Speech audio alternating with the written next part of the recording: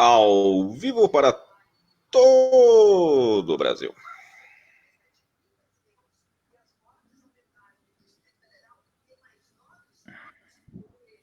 Aqui.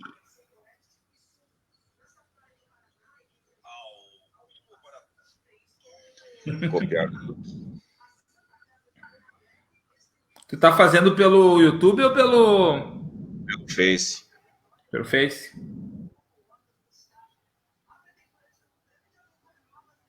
Aqui, ó. Já nos vi. Tá fazendo pelo YouTube ou pelo... Acontece.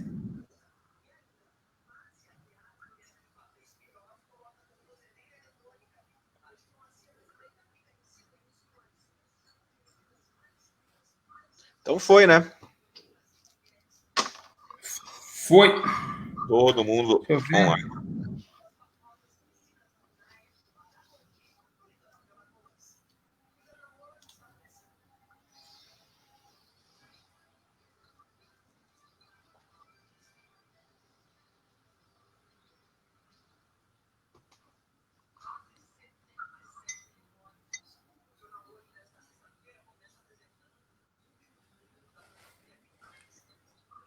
Tô por ti aí, Arnaldo.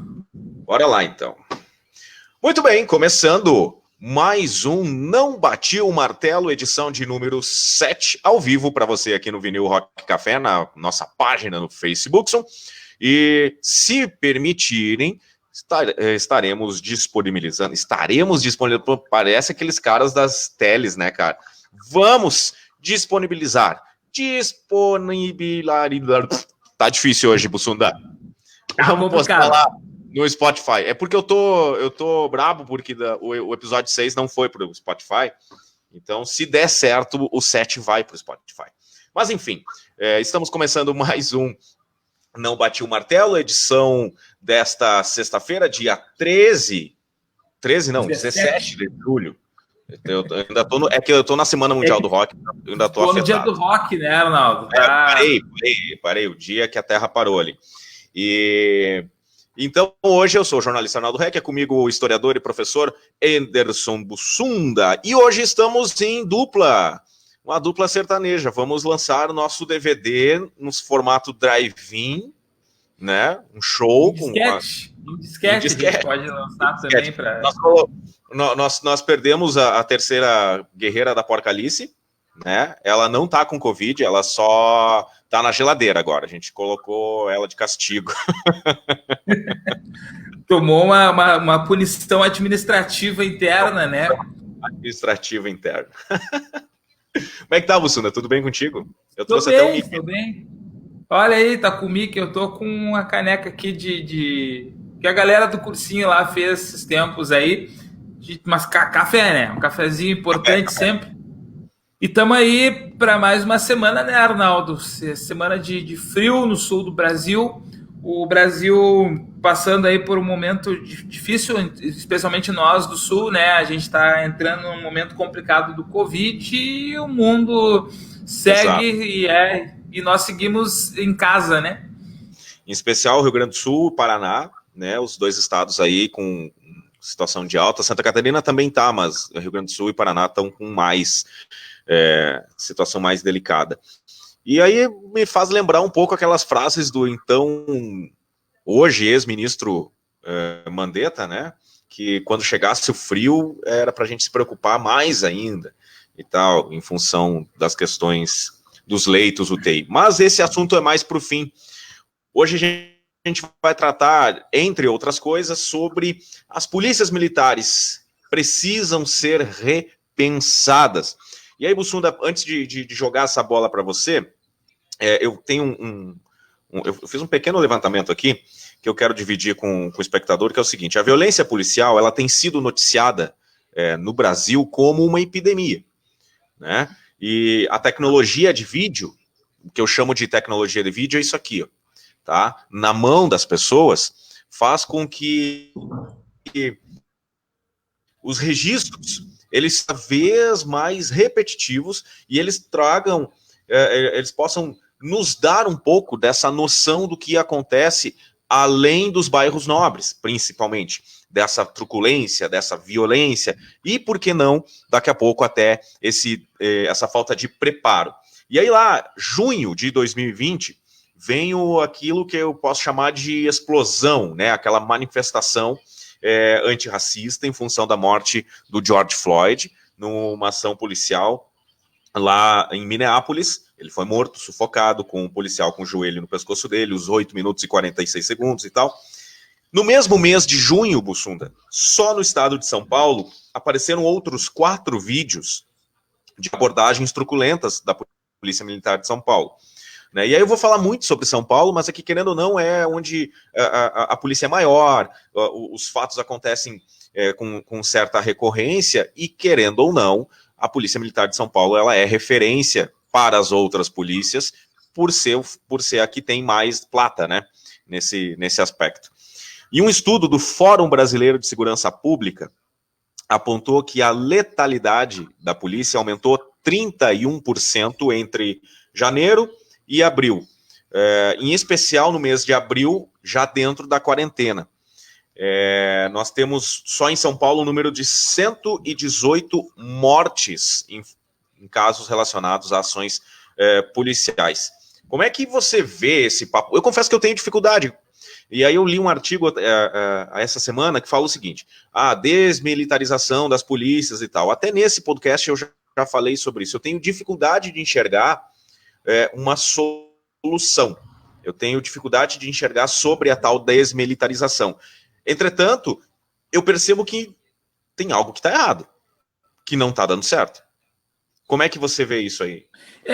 Eu acho que a primeira coisa que eu tenho que falar é que, e acho que tu também, Arnaldo, a gente não tem aqui uma solução, a gente não vai apresentar nesse programa uma solução para dizer, olha, gente, a polícia tem que fazer A, B e C, isso que é o correto. Porque a gente vive numa situação que ela é muito delicada, e eu até quero começar me reportando aos possíveis policiais militares que nos ouvem, e eu tenho amigos que são policiais militares, e para dizer que não, é que a gente vai ligar para o 190 sim se a gente for assaltado, que a gente vai procurar a polícia, que a gente não está desacreditando na polícia. A gente está, na verdade, toda vez que tem o debate da militarização / desmilitarização das nossas polícias, muitos policiais ou pró-policiais ou pró-militarização sentem-se, parece que, ofendidos, achando que a gente quer o fim da polícia. Né? E ninguém defende. Acho que é importante pontuar isso, Bussunda. Não a gente não está discutindo aqui não polícia. Até porque o que a gente quer discutir é a formação desse policial, e essas ações faz com que a nossa polícia seja a que mais morra. Exato. A preocupação está aí também. Porque esse acirramento de comportamento, essa tensão entre estrutura policial militar e estrutura sociedade civil, organizada ou não, faz com que a ação seja truculenta, tá? E o policial seja mal visto. E nós não podemos construir uma sociedade em que o policial seja o vilão. Exatamente. Porque sempre se fala, né? E tu colocou bem, Arnaldo. Sempre a gente fala assim: a polícia do Brasil é a que mais mata no mundo. Mas como tu falou, é a que mais morre também. Então a gente tem uma polícia que é extremamente agressiva, né? Mas que ela é extremamente atacada também. Ela sofre muito com isso. Então, quando a gente discute esse tema, a gente também está preocupado com os próprios policiais. A gente não está querendo que o Brasil vire uma anarquia, uma anomia, um país sem lei, né? Só que a gente tem algumas questões, por exemplo, que eu levantei, Arnaldo, também, sobre o nosso assunto, né? O militar, eu vou politizar de sair dessa conversa. O militar, ele é treinado para quê, conforme o presidente? Para matar, né? Então, gente, esse é o problema da situação. Esse é o problema em questão. Eu sou militar, eu sou treinado para matar. Tá, e eu não quero, a partir disso, estar discutindo mais o Bolsonaro. Eu só peguei uma frase dele para que a gente use ela como referência, para que a gente entenda o seguinte: o treinamento militar, né, ele é um treinamento para guerra, ele é um treinamento para exceção, e que, inclusive, é um treinamento que vem a prejudicar o próprio policial militar. Porque a polícia militar brasileira também é uma das polícias que mais sofre pressão no mundo para mostrar serviço. Sim. Só que o policial, olha só, o policial ele tem que mostrar serviço, tá? Mas a polícia militar não cabe a ela investigar. Cabe à polícia militar prender.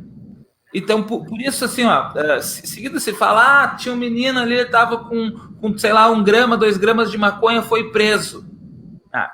Primeiro, é uma outra questão que a gente tem que discutir num outro podcast, a questão das drogas, tá? Sim. Mas o fato é, prender um menino que tá na rua, um gurizão lá com 18, 19 anos, com um cigarro de maconha, tá?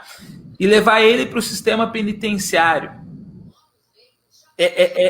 Socialmente falando, isso é benéfico ou não? Possivelmente traz mais malefícios, porque ele vai entrar, cara, é numa verdadeira escola de bandidos, sim. Infelizmente, né? Não é força da expressão mesmo. Não é força da expressão, e eu perdi agora aqui, eu já acho o nome dele, de ele já foi secretário de Segurança Pública, ele tem livros sobre o assunto, tá? Que ele é já achei o nome dele aqui, ó. O Luiz Eduardo Soares, tá? Uhum. Aliás, gente, até recomendo, eu estava assistindo o vídeo dele, coloquem lá, ó. Está no Nexo Jornal. Por que desmilitarizar as polícias, né? Luiz Eduardo Soares. Ele é autor de livros, foi secretário de Segurança Pública. Ele é um dos coautores do roteiro do Tropa de Elite, tá? Ele faz parte de quem escreveu lá o Tropa de Elite, que muita gente, primeiro, é um filme que muita gente não entendeu aquele filme, só uma observação. Ele é um filme criticando a polícia, não elogiando a violência policial, que as pessoas tiveram essa dificuldade. Por isso, o Tropa de Elite 2 ele veio para arrumar, eu acho, aquele mal entendido. Mas é o seguinte, ó, ele próprio falou, as facções nascem nos presídios, não nascem fora do sistema penitenciário. Então, você prender um jovem e levar esse jovem para uma penitenciária é você colocar ele possivelmente para uma facção. Mas só que o que isso tem a ver com a militarização ou não? A polícia militar ela tem que mostrar serviço, que ela é cobrada todo o tempo por órgãos de governo e pela sociedade civil. E aí tem o menino que está lá fumando maconha, ele é preso e levado para a penitenciária. É o único serviço que a polícia podia mostrar ali na hora. Isso causou, a longo ou médio prazo, um desajuste social talvez irreparável. Esse menino vai se articular com tráfico de drogas, etc., alguma coisa assim. Possivelmente, talvez já fosse, talvez não fosse, talvez só fosse um meninão lá fumando na esquina, tá? Mas, ao mesmo tempo, ele é um menino da periferia. Porque eu não vejo no noticiário que a polícia haja da mesma forma, só encerrando, não vejo no noticiário que a polícia haja da mesma forma no bairro da classe A e na periferia, tá? Então, que daí já existe toda uma outra questão que eu discutia com amigos meus que são policiais. A polícia, ela não molda a sociedade. Ela é moldada pela sociedade. A nossa sociedade, ela é elitista, ela é misógina, ela é racista, ela é homofóbica. É inegável que a polícia seja isso tudo também. Porque ela não está separada. Não podemos entender a polícia como um ente superior, uma divindade que está acima da sociedade. Esse é o ponto. Eu confesso que quando a gente definiu esse tema para a gente bater um papo, era o tema que eu mais me senti desconfortável, porque não é uma coisa que eu não me debruçava muito. Então, essa semana, cara, deixa eu ver se tá por aqui, que eu fucei em tantas coisas para poder rabiscar alguns conceitos. E aí eu precisei ler, cara, Freud. para poder entender a personalidade do processo. E aí uma coisa que a gente tem que debater é sobre o militarismo dentro da polícia, que é o seguinte: ele é inadequado para a função do policial a partir do momento que o policial ele vai tratar ligado à sociedade civil.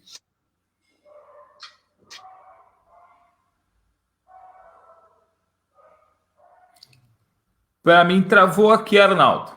Para mim travou tudo.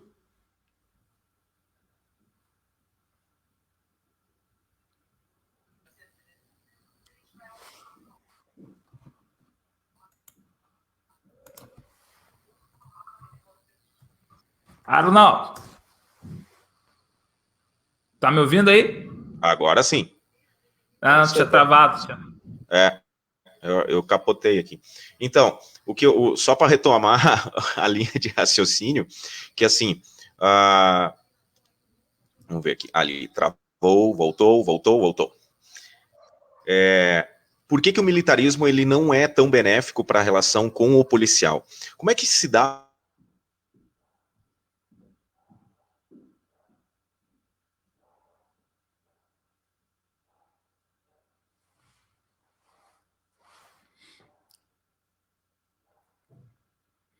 Travou de novo. Ó, caiu de novo. Caiu de novo. Eu acho que tá pesado aqui. Eu acho que é tu que tá caindo aí, né, Arnaldo? É possível. Pedir para auxílio à produção aqui, para ver se eu consigo desligar aqui alguma coisa para o streaming não cair toda hora. Sim. E o fato é o seguinte: como é que se dá a formação do policial? Tá? São academias de imersão, né? Você pega lá aquele candidato, né? Aquele aluno, o cadete, vamos falar dos oficiais, né? E propõe para ele um processo de formação por imersão. Justamente aí do ponto de vista filosófico mesmo, tá? É para separar aquela mentalidade civil e deixar ele um purista militar, para que ele não seja influenciado pelas pressões civis e tudo mais. Não vai estar aparecendo isso no código de conduta, né? Não vai estar aparecendo isso no código de conduta, de formação e tudo mais. Mas, ao fim e ao cabo, tem esse viés, para que ele seja puro, de formação militar pura. Só que, cara, não é estranho alguém que vai trabalhar com a sociedade civil se afastar da sociedade civil para entender o processo? Então, isso gera um outro aspecto quais são os pilares da formação militar? Disciplina e hierarquia. Esses são os pilares básicos, né? E aí, o que acontece? O cara, quando ele tem essa visão purista da formação militar, e aí eu falo com a tranquilidade de quem ficou 9 anos dentro de instituições militares, tá? Você sai para o mundo civil entendendo que o mundo obedece à hierarquia e à disciplina. E o grande choque de realidade que o policial recebe quando ele volta para a sociedade civil é que isso não funciona no mundo civil. Que ninguém dá bola para a hierarquia e que não há disciplina e não há organização. E isso faz com que o militar ele tenha a falsa impressão que alguém deu para ele, de certa forma, de que existe um mundo paralelo entre a sociedade civil e os militares. Não raro, numa situação acima, né? Ou numa de supremacia e tal. E aí tem uma pesquisa que eu achei bem interessante, que na Academia do Barro Branco, que é a que forma os oficiais da Polícia Militar em São Paulo, um advogado fez um estudo que as cadeiras, né, das disciplinas que os futuros cadetes estudam, apenas 1,47% eram relacionadas a direitos humanos. Então, pensa como professor, né? Você vai formar um novo profissional que vai trabalhar com humanos, com sociedade civil. Esse cara, ele tem 1,47% só de carga de ensino relacionada ao tema direitos humanos. A grande massa de ensino que se ensina, é isso que você apontou antes, essa coisa do tiro estratégico, da opressão, de como enfrentar as situações hostis. Não que não tenha que ter isso, tem que ter, porque essa é a verdade da sociedade, a gente sabe disso, né? Mas eu acho que poderia ser melhor formado nesse aspecto, fornecer às pessoas que sonham ou que querem ser policiais mais conteúdos para que eles consigam lidar melhor com a porrada que vai ser na rua, né? E aí eu vou trazer um caso bem específico que me chamou a atenção, que é aqui, ó, um cara chamado Gabriel Souza, ele tem 19 anos, negro, ele perdeu o controle da moto dele, perdeu o freio e bateu na traseira da viatura da polícia. Um acidente de trânsito corriqueiro. Ele foi imobilizado com um mata-leão, até aí dentro do padrão, foi deitado no chão e ficou por quase 2 minutos com o joelho do policial sobre o seu pescoço, levando ele ao desmaio. Tudo isso gravado, tudo isso em vídeo, tá? Lembrando exatamente a situação lá do George Floyd. E aí eu pergunto, é esse o comportamento? Será que é esse o caminho? Porque a minha preocupação é essa, não é demonizar a polícia, mas é que essas ações fazem com que a sociedade tenha medo da polícia. E parte da sociedade comece a não gostar da polícia. E eu acho isso uma quebra da lógica da sociedade civil organizada. Arnaldo, eu tenho duas colocações, assim, ó. Uma que uma vez eu lembro que eu estava conversando com a minha mãe, e ela assistindo televisão e tomando mate, mais senhora, e ela disse, impressionante, meu filho, como todo dia sai mais notícia de violência. Eu digo, mãe, isso tudo sempre existiu. É como tu falou, agora a gente tem isso aqui a todo momento. Então, o que está vindo não são exceções, né? Isso que preocupa e isso que vários estudos têm mostrado, não são exceções. Só está vindo à tona aquilo que sempre existiu. Só que a minha segunda colocação é a seguinte: nós estamos rediscutindo ou discutindo a posição da polícia. Olha o paralelo que eu vou fazer, Arnaldo. Como a gente discutia a posição dos professores há poucas décadas. O professor punidor, o professor que dava reguada na mão dos alunos, o professor que colocava no cantinho do castigo, né? A sociedade da punição. O professorado, de forma geral, já entendeu que não é isso que funciona. A polícia vai precisar se redesenhar para entender. Eu não estou dizendo porque a gente vive numa era de extremos, né? Que a gente está dizendo isso. Então o policial tem que distribuir flores. Não precisa distribuir flores, mas não precisa pisar no pescoço de ninguém. Não precisa, que nem agora teve no Rio de Janeiro aquela situação lá da nossa quase George Floyd brasileira, com o vídeo lá do policial, do policial pisando nela, né, do policial, das agressões. Eu vi, só essa semana eu vi pelas redes sociais vários vídeos de policial agredindo motoboy, agredindo, e sempre, por isso que eu fiz questão de destacar antes, sempre agindo na periferia, porque é mais fácil você bater em quem é minorizado, né?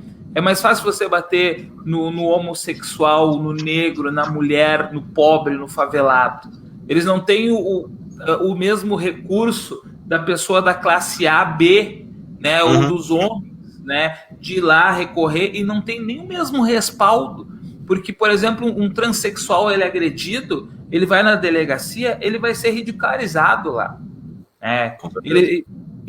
Então é mais fácil você agredir essas pessoas. E por isso, eu estou dizendo, não são os policiais que são assim, é a sociedade.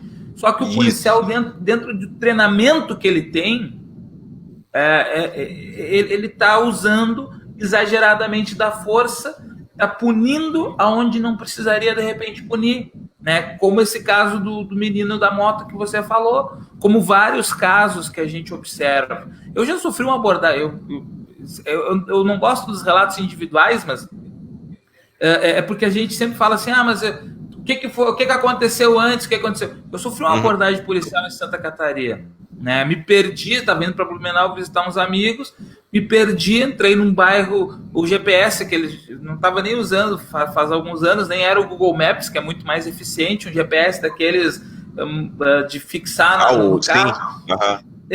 O GPS me lançou para um bairro lá que eu não conhecia, me perdi, parei no barzinho, o cara mandou pegar um atalho e eu entrei numa área que de repente era rota de drogas. Só que a polícia me abordou como se eu fosse o mais perigoso traficante do Brasil. Eu desci, eles mandaram botar as mãos para cima, botei a mão para cima e dei um sorriso. Esse cara, me perdi e ainda só abordado, mas eu disse ainda bem que fui abordado por vocês. E o cara me mandou calar a boca. Porque para mim esse que é o problema, Arnaldo, é tu ser tratado a priori como criminoso. Antes de qualquer coisa eu era um criminoso. Não, antes de qualquer coisa eu era um cidadão. Eu acho que é isso. Eu entendo o nível de pressão que o policial tá na hora que ele vai fazer isso. Porque, vamos lá, a informação que ele tem é o seguinte, né? É um carro, um sedã escuro, com 2 caras. É a informação que eles têm. E aí você não interessa qual é o teu sedã, não interessa quantas pessoas tem. É o que eles. A informação ela é frágil na consistência. E aí o Almir Felice, que é um advogado criminalista, que escreve alguns artigos sobre o tema, ele fala sobre esse processo aí da formação, que você revela nessa tua experiência que o policial, ele segue certos padrões, porque qualquer coisa que serve para, aspas em tudo que eu vou falar agora, ou ocultar a identidade, como um moletom, um capuz, já serve para disparar um certo alarme interno do profissional.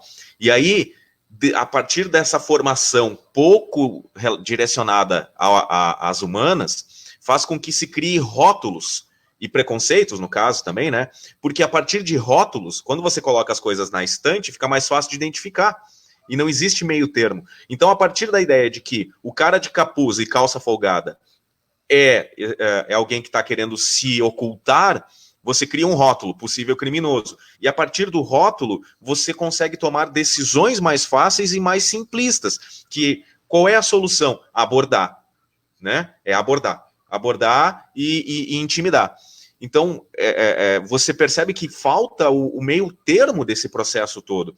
Né? E aí tem um livro que fala sobre a ideologia do inimigo. Né? Tem, de certa forma, até o filósofo chinês lá, o Sun Tzu, em Arte da Guerra, ele flerta um pouco também com essa teoria de você ter uma ideologia do inimigo. Aquele que não é meu amigo é meu inimigo. E aí eu tenho que eliminar. E é um pensamento quase que matemático, né? E pouco humanizado, que é a questão que a gente está batendo aqui. E aí se dá essa situação. Eu tive uma abordagem indo para casa, muito parecida com a tua. Muito parecida, né? E aí eu fiquei assim, cara, eu tô com minha esposa dentro do carro, a filha tá ali atrás, será que realmente era essa a forma? Né? Será que esse eu conheci os procedimentos para tentar tranquilizar. Então veja a minha preocupação enquanto cidadão. Eu tenho que fazer coisas para tranquilizar o policial, para que ele não se sinta pressionado, né? E cometa alguma falha num carro que tem uma família. Mas então, tá errado, né? Tá errado. Cara, como eu tava fazendo essa comparação com os professores, eu já falei para colegas, né, que falavam, mas a turma tal, eles conversam demais, não sei o que, professor que brigou com turma de aluno. E eu sempre disse, nós somos os profissionais. Quando tu é professor, frente a aluno, tu é o profissional. Tu que tem que saber o procedimento, tu que tem que saber a condução. O aluno, ele tá lá para aprender, mas ele não sabe. Que é a mesma situação contigo. Não é tu que tem que tranquilizar o policial, é o contrário, né? E por isso que a gente fala dessa questão, então, que existe sim um processo que está errado. Como a gente já falou, né, Arnaldo? Não temos uma solução. Mas a coisa não está bem, senão, se estivesse bem, a gente não ia estar discutindo aqui. A gente tem, olha só, 425 mil PMs pelo Brasil. 400, é uma das maiores polícias do mundo. Mas os salários são ruins, os salários são defasados, a polícia sofre pressão para mostrar serviço, como a gente já falou, é a que mais mata, mas é a que mais morre no mundo. E eu estava lendo aqui um artigo da Deise Miranda, que ela é PhD pela UERJ, ela é da área de sociologia, ela escreveu um livro, Por que os policiais morrem? Então Então entendam, gente, vocês, a audiência, entendam, nós estamos não pensando, que as pessoas, cara, eu me frustra isso quando as pessoas dizem, mas essa questão aí que vocês levantam, isso aí é proteger Zé Droguinha. Cara, a gente está preocupado com o policial também. Com o PM, cara. Com o PM. Como eu falei, eu tenho amigos de infância, tenho amigos que eu quero ter para sempre, fazer um churrasco com eles, são PMs. E eu já discuti com eles por causa disso. E eu disse, não, eu estou defendendo vocês. Porque, olha, veja só, a Deise Miranda, ela fala que os maiores, grandes índices de depressão e suicídio aparecem no meio do policial, e que eles acabam tendo depressão, não tem, e não é uma informação minha, ela tem estudos e tal, e ela lançou o livro Por que os policiais morrem? Tá? O nome do livro, 2016. Os policiais não têm apoio na corporação. E é isso que a gente está falando, ele é treinado para guerra. Na guerra, tá? Na guerra tu não pode recuar, na guerra tu não pode mostrar fraqueza, o policial não é treinado para mostrar fraqueza. Um policial chorando não pode, os outros vão zoar. É o meio que se cria. É o tal do rótulo, né? É mais fácil você criar essa estrutura de rótulos e preconceitos, porque aí se encaixa. Não tem a opção dele ser humano, ele tem que ser uma máquina. Sim. Ele tem que acordar às 5h30 da manhã, fazer a rota. E aí, Arnaldo, tu viu esses dias quando um policial militar ele agrediu um policial civil em São Paulo? Que aconteceu? Não. Porque na frente de uma delegacia de polícia civil tinha uns meninos em atitude suspeita. Isso foi noticiado no Fantástico. Na frente da delegacia da Polícia Civil tinha um menino em atitude... 3 meninos, se não me engano, em atitude suspeita, que podiam ser traficantes, alguma coisa. E um policial civil foi ali conversar com eles. Mas ele era policial civil. Ele estava, inclusive, com roupas civis, ele estava no serviço interno, foi ali e começou a conversar com os meninos, só que o policial civil era negro. E aí a polícia militar chegou e rendeu o policial civil negro. E houve, inclusive, agressão, além de verbal, salvo engano, houve até agressão física, algum empurrão, alguma coisa. E os policiais militares não acreditavam quando o civil dizia, não, mas eu sou policial também. E ele começou a mostrar a carteira de policial e eles não acreditavam. Aí tiveram que vir os outros policiais de dentro da delegacia para... Cara, teve quase que uma briga entre polícias. Entre instituições. Entre Vou te dar um instituições. exemplo aqui, Nós tivemos um caso em Santa Catarina, uma policial militar de 37 anos, ela foi morta a tiros, tá? E o principal suspeito é o ex-marido, também policial militar. Isso só mostra que o preparo psicológico está defasado. Porque não interessa se é esposa, se é uma questão pessoal e tal. Se um cara que tem o direito de portar uma arma e é responsável pela segurança da sociedade, né, pelo bom andamento das coisas em sociedade, não pode, em hipótese alguma, entender que aquela arma que ele usa e aquela habilidade que ele detém é solução para uma questão familiar. Aí você vê que há um desequilíbrio e bota um asterisco nessa história. Essa mulher que foi assassinada, tá, uma policial militar assassinada, ela era do grupo de combate à violência doméstica. Ela fazia um trabalho sensacional, e aí precisa ser dito, a Polícia Militar do Estado de Santa Catarina faz um bom trabalho nesse aspecto, né, de trabalhar com a criança e fazer esse processo de educação da criança na questão das drogas, né, fazer esse processo de orientação das mulheres que sofrem ou podem sofrer algum tipo de violência. Essa policial, ela trabalhava nessa área, e é vítima disso. E o cara que é suspeito hoje é alguém capacitado para matar, literalmente. Então, a gente vê que... Opa, mas para aí um pouquinho. Não estou dizendo que o cara que não é preparado pode matar, mas o cara que é profissional, ele tem que ter mais guardas, né, mais barreiras mentais para chegar numa situação absurda como essa. Então, é fato que alguma coisa precisa ser pensada. A reflexão, ela precisa ser feita e de uma maneira transparente, sem ranço, sem politização, sabe? Eu acho que é importante isso. Essa é a proposta, inclusive, do programa hoje. Inclusive, muito bom que tu falou isso, Arnaldo. Existem esses programas de educação, esses programas de combate à violência doméstica. Cara, as polícias militares, esses 420 e tantos mil policiais militares pelo Brasil, eles desempenham uma função essencial, que é a da segurança no país. E a gente não vive um caos maior do Brasil muito por causa do trabalho deles. O que a gente está sugerindo aqui é um aprimoramento daquilo que tem se feito. É uma mudança de alguns paradigmas e uma valorização de algumas coisas como os direitos humanos.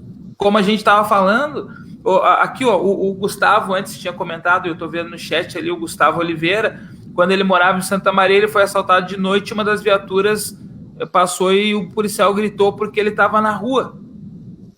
Cara, é um dos direitos essenciais andar na rua, não importa a hora. O Gustavo não estava errado, estava errado o cara que assaltou ele, né? A polícia não pode ficar braba com o Gustavo porque ele andava na rua. Então o que a gente tem é esse problema assim que dentro de um treinamento muito rigoroso e de uma visão muito hierárquica e de uma visão muito muito autoritária, se cria isso. O culpado, a vítima também é culpada. Não é. Mas ao mesmo tempo que eu estava falando assim, olha só os dados. Na última década, nós tivemos milhares de policiais afastados por transtornos mentais. Tá? Em São Paulo, mais de 4 mil. E São Paulo, apesar de ter a maior polícia do Brasil, não é o maior número, foi Pernambuco, com mais de 5.600 policiais militares afastados por transtornos mentais. Tá? O que eu estou dizendo com isso? Estou chamando os policiais de transtornados? Não. Eu estou dizendo que a sociedade como um todo, né, ela vive um processo que é de pressão, que pode inclusive levar ao suicídio, né? É um processo todo de pressão que... cara, eu até... vendo sobre o suicídio, que o policial comete muito suicídio, primeiro é o transtorno mental, né? E daqui a pouco, como decorrência disso, suicídio. O suicídio, como tu foi ler o Freud, eu fui ler o Durkheim, né? O Emile Durkheim, que ele fala o seguinte: suicídio é um fato social. Um fato social e se dá pela coesão social. Quando a sociedade não é unida e vive entre tensões sociais, verifica-se a maior ocorrência de suicídio. Porque o suicídio, até pouco tempo atrás, de forma geral, era visto como uma... fraqueza. Deu uma bobeira, o cara se matou.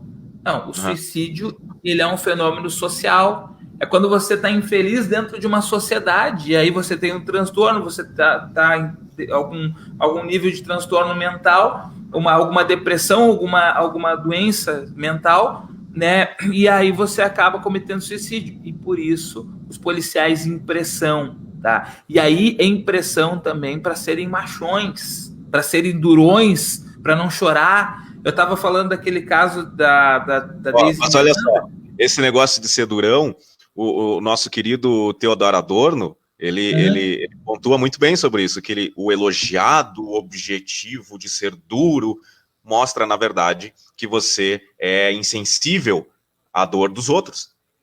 Né? Claro que não é exatamente assim a frase, né? Eu estou parafraseando Adorno aqui, mas essa coisa de você querer ser duro, ser rígido, sob a ideia de que você foi educado assim, ou você foi preparado para ser duro, mostra, ao fim e ao cabo, que você não consegue captar a dor do outro. Você não consegue ser, numa forma mais ampla, ser humano. Você é outra coisa. E aí é esse discurso do durão que transformou de uma forma vulgar a expressão direitos humanos em direito dos manos. Porque começou a coisa, que defende direitos humanos aí, direito do... Cara, que já envolve um grande preconceito nisso, né? Mano é uma nomenclatura muito periférica, da galera da periferia, chamada de mano, da comunidade ali, e Não, gente, os direitos humanos, eles são para todos os seres humanos, inclusive para os policiais militares, que também são seres humanos, sofrem com baixos salários, sofrem com pressão, sofrem com os transtornos mentais, sofrem com o suicídio. Conforme o Fórum Brasileiro de Segurança Pública, pegando que o Fórum Brasileiro ele sempre demora um pouquinho, então eu já deve ter dados de 2018, mas eu tenho 2017 aqui. Um policial é morto por dia no Brasil. Tá? Cara, então, um número absurdo. É um número absurdo, é a polícia que mais morre no mundo, como a gente já falou. Então temos um policial morto ao dia no país. É muita pressão. E eu falo, e aí é uma coisa mais assim, individual. Uma das formas que a gente tem para fugir, para extrapolar a pressão, é o desabafo. É poder expor aquilo. É poder chorar, inclusive. E claro. O policial, ele é forçado a não chorar, né? Tu quer ler o comentário do William aí? O William é nosso espectador. É nosso quarto participante. O quarto elemento. É o quarto membro. A mesma deficiência profissional que existe na sociedade, existe na polícia, principalmente a militar. Ok? O despreparo de uma profissão tão importante passa pela fraca educação nas escolas, o desequilíbrio no convívio social. Historicamente, os policiais tinham muito mais poder que têm hoje, com ainda menos estudo. Se requereu mais estudo do policial, porém não existiu uma evolução de procedimentos e de tratamento da sociedade por essa profissão, conforme eu vejo. Eu vou tentar entender assim, que o método policial que o William está trazendo aqui é o mesmo de muito antigamente. Seria mais ou menos essa linha de raciocínio, William, que o processo policial não evoluiu na forma na formação e tudo mais. Eu acho que é isso, eu não sei se eu entendi corretamente, William, a tua observação. Eu concordo com a primeira linha ali. A polícia que nós temos é a polícia que a nossa sociedade permite também. E no que o William, Arnaldo, me permite interpretar, e o William, comenta aí, vê se a gente está errado também, interpretando o que tu está falando. Quando o William colocou, não existiu uma evolução de procedimento e tratamento da sociedade por essa profissão. Essa evolução, ela pode ser analisada de uma forma seguinte, que a própria questão do poder poder de compra, o poder de salário do policial. Os salários eles foram sendo defasados. E mais, a polícia militar, eu pego o caso específico do Rio Grande do Sul, eu não tenho os números específicos, mas é isso, ela reduziu o contingente ao longo dos tempos. Então, para cada policial, tem mais pressão porque ele tem que manter o nível de segurança, o patamar de serviço, mas fazendo o serviço, de repente, de 2 ou de 3 policiais, né? Então, também existe esse processo, que é ao mesmo tempo em que você... Vamos criar uma metáfora aqui, ao mesmo tempo que você treina aquele cara para ele combater o crime, combater a desordem e dar uma arma para ele, ao mesmo tempo você está apontando uma arma para ele, né? Sim.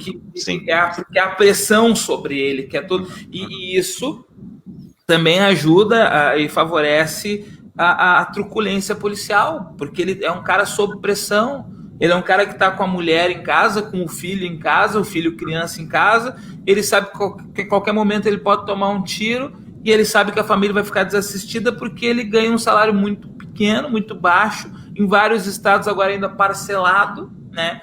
E ele também está sofrendo essa pressão. Tá? Mas só que isso são as condições estruturais da coisa. Vou soltar um balão, tá? Me ocorreu agora, durante essa conversa aqui. Eu até vou pesquisar depois, e se alguém que estiver assistindo tiver essa informação, pode contribuir, precisa contribuir. Eu tenho a impressão, e aí é bem impressão mesmo, não tenho nada que me sustente no que eu vou falar agora, que as guardas civis municipais, que foram instituídas dentro dessa última década, elas têm menos ocorrências de truculência. Não que não existe, não estou dizendo que não existe, mas me parece ter menos ocorrências de violência ou truculência, considerando que eles também têm poder aspas, poder de polícia em algumas esferas, né, dentro do âmbito municipal. Será que tem relação com a formação também? Ou eu estou falando um absurdo aqui? Eu também não tenho esse conhecimento, mas eu também tenho a impressão que a Guarda Civil ela tem um armamento que não é o mesmo armamento dos policiais militares. Sim. Então isso também deixa ela mais fraca. Precise fazer outra forma de abordagem. De abordagem. O Victor da Silva Costa trouxe aqui, fazendo um parêntese no exemplo dos meninos em atitude suspeita, utilizado pelo professor Bussunda, vale a leitura de Labeling Approach Theory, a teoria do etiquetamento social que se materializa no referido exemplo. É o que falou da rotulação, né? A rotulação dentro da academia, né? Essa construção. Ó, chegou mais comentários, vamos lá. Jonathan Nadalon, podemos fazer uma comparação com a formação de um militar que dura de 2 a 5 anos, dependendo da formação. E já na Brigada Militar, no Rio Grande do Sul, o curso é de 9 meses e a galera já está na rua, lidando com diversas situações. No caso de soldados, né, Jonathan, seriam 9 meses, né, porque o oficialato exige que seja bacharel em direito antes e tal, então já se pressupõe um certo esclarecimento intelectual para que o cara consiga lidar com a situação. Isso no caso dos oficiais, né, e no caso da PM de Santa Catarina, os soldados também precisam ter curso superior para ingressar na carreira. Né? Então, daqui a pouco, a gente poderia trazer um dia esse comparativo, né, da Polícia Militar do Rio Grande do Sul e a de Santa Catarina, que existe essa diferença de formação, né? O soldado, salvo engano, o soldado da Brigada Militar, ele precisa ter como critério, né, ter idade e ter concluído o serviço militar obrigatório, para poder prestar o concurso para ser soldado da Brigada Militar. Em Santa Catarina, precisa ter curso de formação superior. Tem no Rio Grande do Sul também. A Brigada Militar também agora. Passou a vigorar. Tem que ter ensino superior também. Então, só que, olha, eu ia comentar já isso antes, quando eu falava dos baixos salários e falava da redução do contingente. A gente está falando de problemas estruturais aí.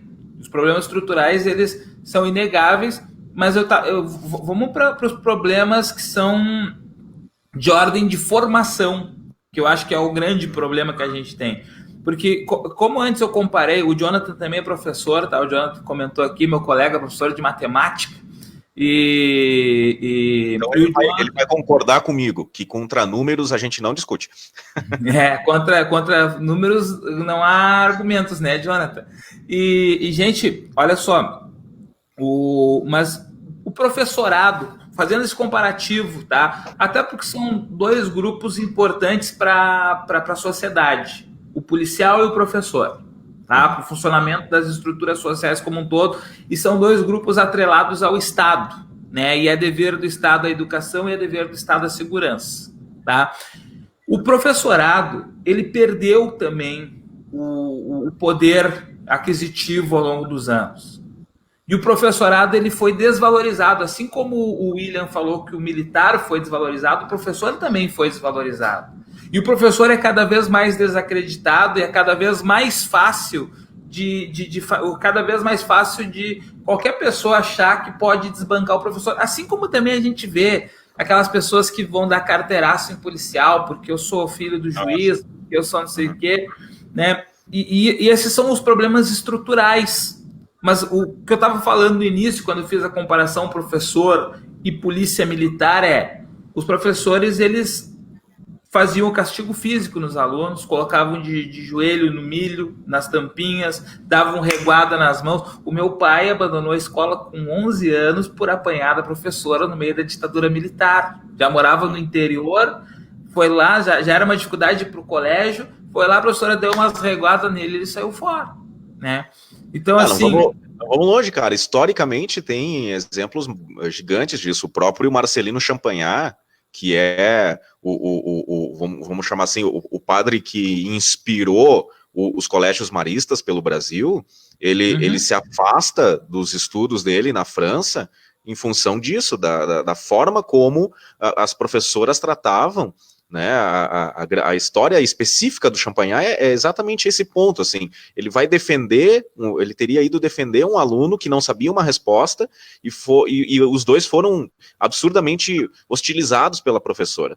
E aí ele fala que ele não quer voltar para a escola e ele cria um outro modelo de escola que hoje, centenas de anos depois, a gente conhece como o sistema marista, né? Sistema marista. Só que o Champagnat, ele é a exceção, porque a maioria que sofria simplesmente largou e caiu na ignorância. Então, é isso que a gente está discutindo aqui em relação à polícia. A polícia vai ter que continuar sendo uma polícia de ação, de prisão, de violência, de truculência, de pisar no pescoço da mulher negra de 51 anos lá no Rio de Janeiro, de bater no motoboy, de já atacar o Arnaldo, tratando o Arnaldo que está com a mulher, com a esposa e com a filha, tratar como um marginal, uma pessoa marginalizada, uma pessoa criminosa a priori, porque acho que é aí que está. Isso transcende as questões estruturais, que são as questões de formação. O Jonathan colocou de novo ali, me chama a atenção durante a duração do curso. Me parece uma formação muito rápida para um trabalho tão difícil, né? E isso é uma formação rápida, um trabalho difícil, um trabalho complexo, que envolve, inclusive, toda uma estrutura psicológica. Tu vai dizer, mas ele tem que fazer o psicotécnico. Cara, fazer o psicotécnico não é a mesma coisa que ter uma avaliação psicológica ampla, adequada, né? Não treinar o tiro, não é treinar o uso da arma necessariamente na hora, etc, etc. Então existe uma série de refinamentos que vão ter que ser feitos nos próximos tempos. O Gustavo trouxe um relato bem interessante sobre essa estrutura. Ele fala que ele mora numa comunidade e ele vê muito mais o Estado, a mão do Estado, só através do seu poder coercitivo, ou seja, só através da polícia, e não vê o Estado através de outros braços. E isso é uma situação que a gente precisa também trazer na reflexão, porque o papel do Estado enquanto gestor da sociedade, dependendo do ambiente mais à margem, né, é só a polícia que faz esse serviço. Eu tenho um vídeo, cara, muito legal, que a gente tá falando assim, abordagem ao Bussunda, abordagem ao Arnaldo. Cara, nós somos brancos, e a gente acha hostil. E eu tenho um vídeo muito legal, e aí eu sugiro para você lá no Quebrando o Tabu, no Instagram, tem um menino negro, aparentemente é nos Estados Unidos, num bairro relativamente de classe média, porque o carro da família é uma SUV grande, tem um jardim bonito, com uma cesta de basquete, aquela coisa meio típica de Hollywood, assim, que a gente vê. E aí aquele vídeo é um vídeo de câmera de segurança. O menino sai, ele pega a bola e vai jogar o basquete dele. Menino de aparentemente 9, 8 anos, só que ele percebe a aproximação de um carro de polícia. Ele instintivamente se esconde atrás do carro do pai, só para o carro de polícia passar. Ele, obviamente que está muito latente ali que a polícia não está atrás dele. A polícia só está usando aquela rua como caminho para fazer alguma operação, e o menino, na sua tenra idade, ele já entende que ele, por ser negro, e a sirene são coisas que não são compatíveis, e ele prefere se esconder, interromper a partida de basquete dele, e se esconde atrás do carro do pai, a polícia passa e ele volta a jogar o basquete dele. A gente precisa... E Arnaldo, nesse sentido, eu lembro quando eu era criança, se ensinavam as crianças a ter medo da polícia, né? Eu segui do meu pai quando queria me assustar e falava da polícia. Cara, eu quero ensinar a minha filha a confiar na polícia. Uhum. Eu quero ensinar que a polícia está ali para garantir a segurança, inclusive, dela. Só que às vezes, eu tô sempre, ela tem 3 anos, e quando a gente tá, papai é da polícia, eu tô andando com ela, falo, polícia, os titios da polícia, eles cuidam para não ter ladrão, para não ter não sei o quê, eu falo isso. Só que ao mesmo tempo, às vezes eu me questiono, eu vou ensinar ela a confiar numa polícia que de repente um dia, quando ela for adolescente, vai sair com as amigas, vai abordar ela na rua e vai tratar ela como uma bandida, né? Então, cara, essa questão.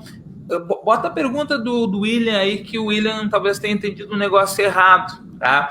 Olha só, perguntinha. Os professores diminuíram mesmo a sua qualidade de ensino? Não. Os professores melhoraram sua qualidade de ensino, justamente por abandonar essa visão de educação punitiva. Hoje, os professores, eu falo como professor, a gente tem uma educação baseada em diálogo e uma educação baseada na horizontalidade, não mais na verticalidade, né? Ainda mais os meus alunos com isso aqui na mão. Como é que eu vou... eu tenho que ter todo o entendimento, eu tenho toda a minha leitura, eu tenho 20 anos dando aula, e eu tenho entendimento que aquela criatura que está lá com 17, 18 ou 20 e poucos anos, que é meu aluno, que ele pode ter uma informação tão mais precisa do que a minha. E isso faz com que eu não queira ser uma autoridade só pelo meu título de professor, tá? Eu até, cara, eu não fico até propagandando, eu tenho mestrado, tô selecionado para doutorado, que não começou, mas eu não fico propagandando porque eu não quero ser pelo título. Esse que é o detalhe, William. Eu quero que as pessoas entendam que eu estou dialogando e que pelo diálogo eu consigo explicar e orientar essas pessoas. Então eu vejo, o Jonathan estava ali agora há pouco, o Jonathan também... Qual a formação rápida, qual a formação dos professores hoje em dia? Eu não sei de qual tipo de professor, talvez esteja falando magistério, que é o curso normal. Não, mas é que talvez ele tenha comparado isso, porque já existe nas polícias militares a necessidade de você ter um ensino superior para virar polícia militar, né? O professor tem ensino superior, só que o professor ele tem a formação continuada, que a gente chama, né? Vários, por exemplo, o próprio governo já criou vários programas de especialização, mestrado específico para professores nos anos recentes. Afora de uma mudança de paradigma da educação, né? Vendo a educação como uma educação mais de diálogo, e sim, William, de inspiração Paulo Freireana, tá? Que não é uma educação... Vou dar um exemplo aqui. Olha só, quer ver a situação de um professor hoje? O Bussunda é professor da história, e ele, no momento, é mais cursos para pós-ensino médio, né? Mas assim, vamos supor, eu tenho um outro amigo que talvez você conheça, o Odilon Killing Machado, ele é professor do Estado, do Olavo Bilac, ele tem doutorado em História, e ele trabalha com educação básica, tá? Tanto educação básica, né, e acaba, às vezes, trabalhando com ensino médio, e às vezes também com ensino superior. Olha o leque de estudo que ele tem que se preparar para ministrar aulas ao longo da semana. Bacana. E aí vamos supor que em um dado momento ele encontre em sala de aula um aluno de 15 anos que, por desventura da vida, ganhou isso aqui de presente. E o moleque leu e gostou do que o Laurentino escreveu aqui. Naquele momento daquela aula, esse menino, ele se torna uma espécie de especialista sobre proclamação da República, né? E ele vai confrontar aquele esquema que às vezes é simplista, conforme a quantidade de conteúdo que precisa ser passado. Ele vai questionar o professor nesse aspecto. E aí, qual o papel do professor? É tentar dialogar ou dar um tapa na cara e dizer assim, cara, eu sou o professor aqui. Esse é o problema. O professor, ele se vê obrigado, ainda bem, a dar o crédito para o aluno e construir um diálogo construtivo sobre isso. A pergunta que eu faço é, em outras carreiras, e aí a gente está falando da carreira policial, é possível você dialogar com o policial quando ele está sob pressão? É possível você trazer o contraponto? Esse é o que eu estou questionando aqui, que é o tema lá do início do programa, sobre a militarização. O modelo de militarização parte de dois preceitos fundamentais, disciplina e hierarquia, que não são correspondidos na sociedade civil. Esse é o problema. Quando você tem um ideal de que o primeiro-tenente é mais que o subtenente, que o capitão é mais que o primeiro-tenente, tá? Você entende isso, só que na rua, no mundo civil, isso não existe. Eu vou dar um exemplo bem atual, tá? Nesses últimos 2 anos, surgiu uma expressão militar que não existia, as pessoas não tratavam delas, que é o famoso general de 2, 3 ou 4 estrelas. Não existe isso. Existe general de brigada, general de divisão e general de exército. Este é o nome do posto de cada um deles, certo? E isso é uma coisa muito específica, cada um tem uma função muito importante dentro da vida militar. Mas essa tradução para o universo civil de 2, 3, 4 estrelas, pergunte, William, para qualquer uma pessoa que não entenda sobre o universo militar, qual é a diferença? É o número de estrelas? Por que o Pazuello é um general 3 estrelas e por que o vice-presidente da República é um general 4 estrelas? Qual é a diferença de um para o outro? Sabe? Existe todo um processo. E aí eu digo mais, por que o general Pazuello, nosso ministro interino, não pode ser um general de 4 estrelas? As pessoas não sabem por quê. Porque isso é um universo da hierarquia militar, um assunto extremamente interno, que faz todo o sentido quando a gente está dentro do universo militar. Agora, quando você faz esse cross entre militar e civil, há esses buracos de compreensão. Então é isso que eu estou dizendo. O militarismo, quando você estrutura ele como forma de aprendizado e de doutrina, ele vai gerar conflitos com a sociedade civil, porque a sociedade civil não tem essa mesma formação, não tem esses mesmos pilares básicos de hierarquia e disciplina. Então gera essa confusão aí. Arnaldo, eu tenho uma solução. Eu acho que eu parti do William, tá? O William perguntou e eu fiquei ali, tá, qual a formação dos professores? Os militares, eles não têm um ensino superior específico para ser militar. Eu, quando me formei em História, eu tive todas as cadeiras de História, cadeiras de Psicologia e cadeiras de Pedagogia, além de outras cadeiras teóricas e optativas e afins, e os cursos, aqueles famosos ACGs, atividades complementares ou disciplinas complementares. Tá. Então eu tive, nos 4 anos de faculdade, uma vasta visão sobre educação, sobre psicologia educacional e sobre história. Mesmo que a gente coloque hoje, e aí entra de novo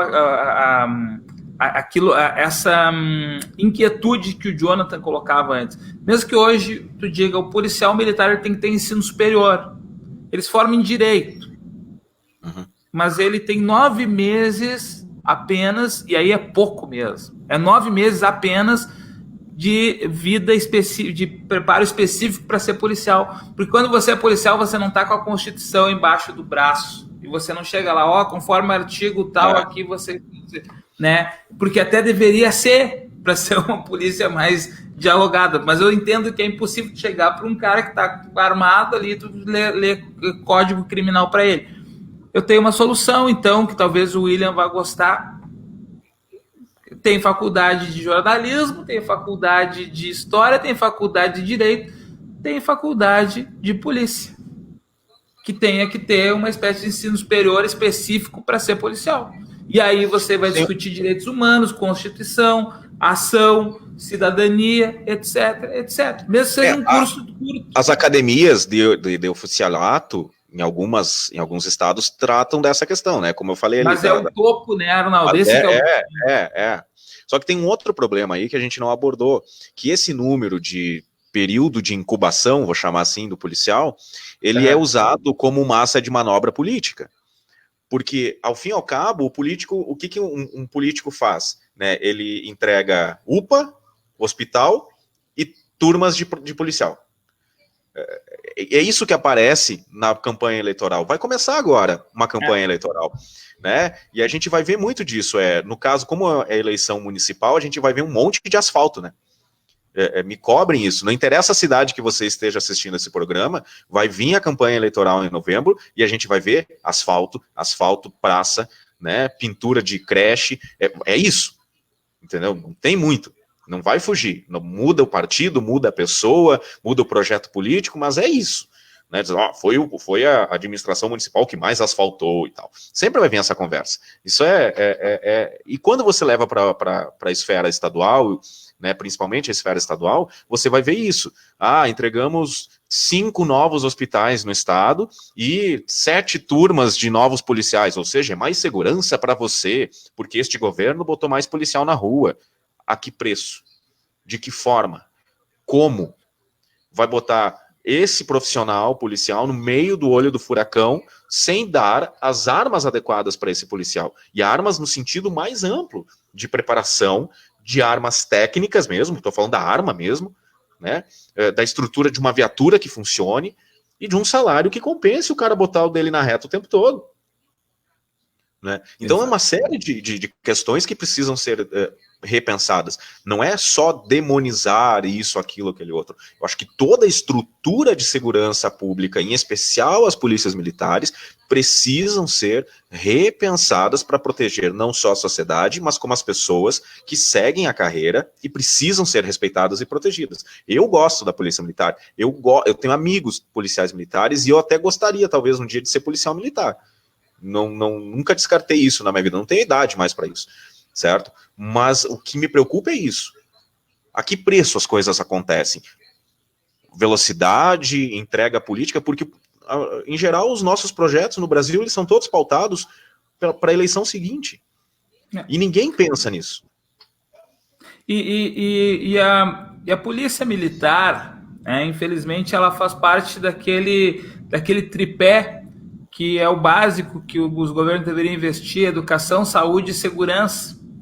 E são os últimos locais de investimento, são os locais mais precários sempre, né? Educação, saúde e segurança. Então, o que tu falou, Arnaldo, que o policial sofre é um projeto de subdesenvolvimento que existe em nosso país, e que o policial, ele muitas vezes, ele é, como tu falou, massa de manobra, assim como vários outros, só que ele é levado a uma massa de manobra armada, que muitas vezes está atendendo a interesses escusos e sendo uma massa de manobra que, afinal, vamos lá, é a que mais mata e a que mais morre no mundo.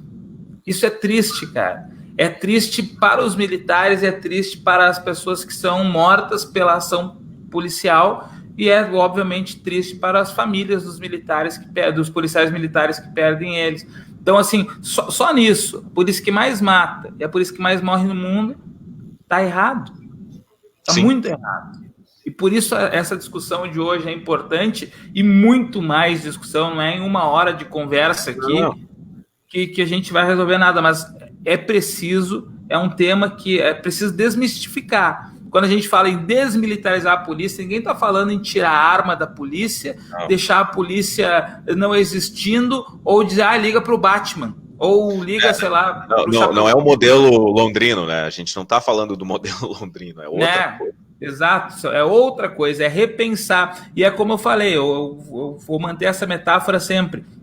Como se repensou a partir dos anos 80 e 90 a educação, a gente precisa repensar a segurança. E a gente não está repensando.